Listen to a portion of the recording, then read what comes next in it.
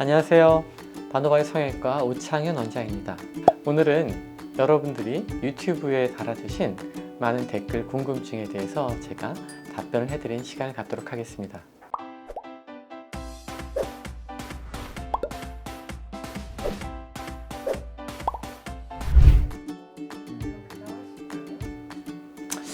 안면윤곽 수술 후에 비대칭이 돌아온다. 그렇진 않을 것 같은데요. 왜냐하면 골격의 위치는 한번 바꿔주면은 그게 살이 빠졌다 쪘다 하듯이 다시 돌아가진 않습니다. 아마도 약간의 혼선이 있을 수 있는 거는 양악 수술은 치아의 교합을 바꾸는 수술인데 교합에서는 요요 현상이 있을 수 있습니다. 오래된 씹는 습관, 말하는 습관, 혀의 위치 이런 것들이 새로운 위치에서 원래 위치로 돌아가려는 성질이 분명히 존재하거든요. 다만 얼굴을 사각수술이나 광대뼈 축소술을 통해서 얼굴을 작게 만들었는데 뼈가 좀 커진 현상 사실은 없습니다.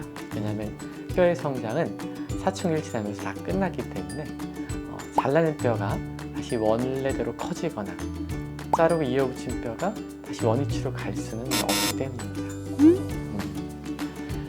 냉정히 말하면 원인을 저희가 알기는 굉장히 어렵죠. 비대칭으로 나타난 현상을 치료하고 있습니다. 유전적인 영향도 분명히 있을 거고 환경적인 영향도 분명히 있을 거고요.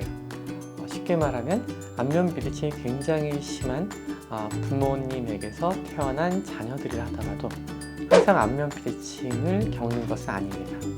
물론 안면 비대칭이든 얼굴형에서의 문제를 만들 수 있는 유전적인 요인을 아마 자녀분들이 같은 어머니, 아버지에게 물려받을 수는 있겠죠. 하지만 우리 몸에 있는 유전자가 발현되는 것, 현상으로 나타나는 과정에서는 그 발현을 트리거하는 뭔가 어떤 팩터가 있을 거라고 생각을 합니다. 쉽게 말하면 유전은 가지고 있지만 바깥으로 표현되지 않는 거죠.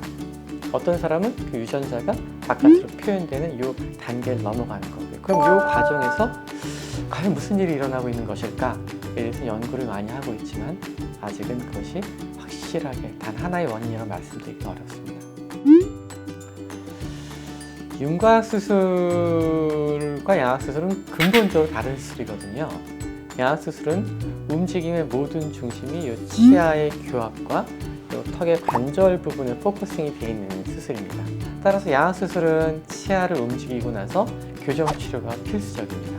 윤곽 수술은 기능과는 전혀 관계없이 울퉁불퉁한 얼굴형이라든지 얼굴이 크거나 비대한 경우라든지 얼굴이 좀 짧고 긴 경우에 있어서의 해결을 하는 방식이라서 치아의 교합은 전혀 건드리지 않고 수술 후에도 교정 치료 당연히 필요하지 않습니다. 그렇죠. 얼굴 폭이 넓은 이유도 어떤 사람은 정말 살이 많아서 넓은 분도 있고 실제로 골격이 커서 넓은 분도 있고 두 가지 문제를 다 갖춘 분도 있으시죠. 그렇기 때문에 얼굴이 크다고 해서 윤곽 수술만으로 모든 걸 다 해결할 수 있는 경우와 그렇지 않은 경우는 나눠보는 게 맞고요. 살의 문제라면 살 중에서 저작근이라는 근육의 문제인지 지방층의 문제인지 혹은 최근에는 침샘에도 많은 관심을 기울이고 있는데요. 침샘이 발달된 경우인지 구별해서 각각 경우에 맞는 치료법을 사용했을 때 가장 큰 효과를 볼 수 있습니다. 일단 저는 뼈를 너무 많이 깎는 것은 사실은 선호하지는 않고 있고요. 환자분에게도 좀 주의를 주는 편이고요. 측면 효과는 분명히 턱을 많이 깎으면 생깁니다. 왜냐면 턱이 이루고 있는 각이 굉장히 가파르게 이동하기 때문이죠. 그래서 이렇게 각이 졌던 느낌이 굉장히 가파른 선을 만들 수 있습니다. 다만 우리가 보는 자연스러운 턱선이라고 하기에는 너무 가파르다. 그렇다면 약간 좀 어색함을 느끼게 되거든요. 시간이 오래 갈수록 만족도가 떨어질 수 있는 거. 또 분명한 거는 측면에서 보이는 이 턱의 각진 부분을 많이 줄인다고 정면 효과가 좋아지진 않아요. 그래서 사람들이 생각할 때 턱을 많이 자르면 얼굴이 작아진다. 그건 좀 다른 얘기입니다. 이 피는 생각보다 크진 않습니다. 보통 많이 쓰는 사이즈는 6mm 전후의 사이즈의 핀을 많이 쓰게 되고요. 그러니까 길이는 대략 6mm 정도, 직경은 한 1.2mm, 한 1.5mm 정도니까 굉장히 작은 핀이죠. 재질은 치아 임플란트에 사용한 재질과 동일한 티타늄 베이스의 합금이고요. 치아 임플란트 사이즈에 비한다면 30분의 1 정도 굉장히 작은 사이즈이기 때문에 실제로 바깥에서 느껴지거나 만져지는 일은 극히 드뭅니다. 비용. 이 비용이 문제가 아니라 우리 몸에서 핀이 오래 있게 되면 우리 뼈가 자라서 핀을 덮게 돼요.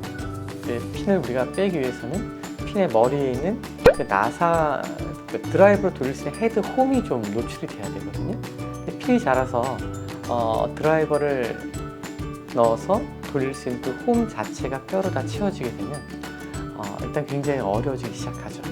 그래서 인공적으로 그 홈을 만들기 위해서 굉장히 작은 정과 작은 해머를 이용해서 그거를 톡톡톡 쳐가지고 그걸 뼈가 덮여있는 부분을 벗겨내야 되거든요. 그 과정에서 헤드가 손상이 된 친구들이 있어요. 그러면은 드라이버로 깨끗하게 돌려서 핀을 제거하기가 어렵죠. 이런 경우는 어쩔 수 없이 헤드를 갈아내서 플레이트와 동시에 그냥 제거를 해버리는데, 갈아낼 경우에도 아까 제가 핀의 길이가 6mm쯤 된다 그랬죠. 갈아내고 나면 3, 4mm 정도가 뼈 안에 그냥 남아있게 됩니다. 그래서 오랜 시간이 지난 핀은 비용의 문제가 아니라 완벽하게 다 제거되지 않을 가능성이 높아진다 생각하시는 게 맞고요. 당연히 쉽게 드라이버를 돌려서 핀을 제거하는 경우에 비해서는 시간도 비용도 증가하게 되겠죠. 네, 그만큼 더 많은 노력과 수고, 고생을 좀 하게 됩니다.